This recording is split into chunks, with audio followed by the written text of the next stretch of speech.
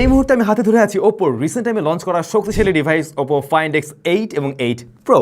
But ভাই 8 যেটা find x 8 এটা দেখতে না টোটালি আইফোনের মতো এবং হাতে নিলে আপনি একটা আইফোন ফিল পাবেন। বডি ফ্রেমটা মেটাল দিয়ে তৈরি, রিয়ার প্যানেলে গ্লাস রয়েছে, বাট হ্যান্ড ফিলটা লাইক মনে হয় যেন আমি একটা অ্যাপলের ডিভাইস ধরে আছি। প্রোটেকশন করছে কর্নিং গরিলা গ্লাস 7i এবং IP68-69 এর রেটিং রয়েছে।